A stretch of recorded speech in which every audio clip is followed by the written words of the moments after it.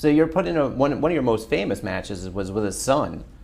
Yeah, Shane. Now, that match, I mean, talk about somebody who's, I mean, Shane has a reputation for what you see to be reckless and do, crazy bumps and spots. The conversation going into that, what you were going to do to him, was there any trepidation on his part going into that match? No, Shane's crazy. Shane is he's one of those guys that will go beyond his limits to please the crowd. He's not a wrestler, but he is an excellent entertainer. Was he hard to work with, not being the athlete that you are? No, because that's what he was. He was a great athlete. He wasn't a pro wrestler. He didn't know technique. He knew enough, but his job was to steal the show by doing high risk stuff. I did not like the match we had. I didn't like what we did. I'm not a gimmick guy. Right. I don't want to throw someone through a window twice. I don't want to get suplexed on the concrete floor. I don't want to angle slam a guy from a board that's on the top ropes. We used trash cans. I'm a thoroughbred wrestler. That's what I do, and that's what the fans respect me for. Not that I don't love the fact that this match got a lot of attention. And I was happy with the outcome, and that Shane and I at least didn't end our careers that night because we were both messed up pretty good. A lot of stitches. I fractured my tailbone. He hurt himself. We were both in the hospital that night. So it was a long night for me. That was my third match, and I got caught. I got a little loopy my first match with Christian. I thought I had a concussion, and I couldn't remember everything from my second match with Edge. He got me through it.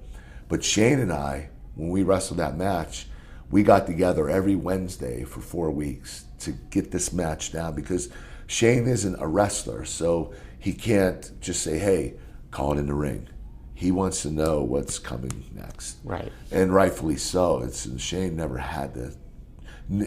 trained for wrestling, but Shane's such a great entertainer that he can get away with it. He can actually steal the show, and I had a lot of fun working with him. But I don't like to count that match as one of my greatest, even though a lot of fans will. I think maybe they think that way because of the spectacle of it. Exactly, and that's okay. Would I do it again with Shane? Hell no. Not after how we felt after that first one. Now, if Shane and I wrestled again, I'd try to keep it more in the ring. Were you surprised to see him go off the top of the cage at this year's WrestleMania? Yeah. Shane's not young anymore. No. I mean, he's probably 46 years old, but he's crazy, and he can get away with that. He's been able to defy the laws of freaking not dying. He just. I'll never forget when he jumped 50 feet and he did the elbow drop on Big Show. I don't know anybody that would agree to that, except for Shane McMahon. He's a brave, he's an incredible athlete. So I have a lot of respect for Shane for what he's been able to do. Did he actually help train? Did you train him physically before your? No, we just went over the match.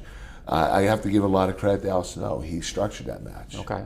So obviously an ECW guy structures a gimmick match, but Al's a great wrestler too. But they know how to use those weapons. Sure. And, so we needed his help, and he was a great help, great assistance. Did the front office ever come to you and ask you to tone down your style for fear of injury? No. Never. I wish they would have.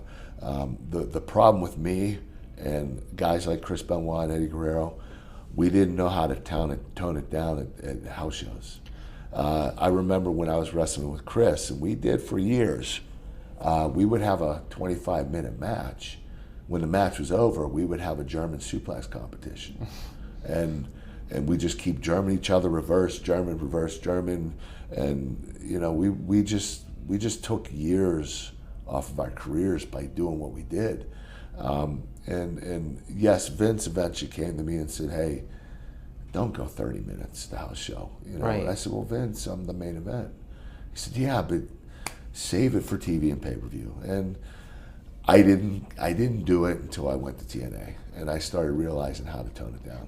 Did you ever have anybody come up to you and ask you to tone down? Because I mean, I mean, you could probably run circles around most everybody in the company from a physical standpoint. Shawn Michaels. Did he really? Yeah, and I understood. I mean, when it was the last time I wrestled Shawn. I was on Raw, and I think they were going to switch me back to SmackDown again, which I wasn't crazy about. But Batista got hurt, and they needed a new world champion, and so I made the change. But my last time I wrestled Shawn, I think it was on Raw, and I was pretty hyped up. We went a good 28 minutes, and Shawn had the flu, and he wrestled for the first time in, I guess, 5 or 6 years.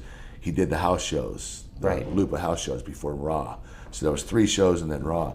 So I think he was pretty sore, banged up, and he was sick. So I think that contributing to my aggressiveness, and I was stiff. And we also did moves. I angle slammed them on the floor. Right. And I angle slammed them from the top rope. I mean, we were doing crazy stuff. So yes, I get that I was probably a little too aggressive on him, but also there were some big bumps in that match, and I think Shawn felt like I probably took a few years off his career. So I understood, and I apologized to him.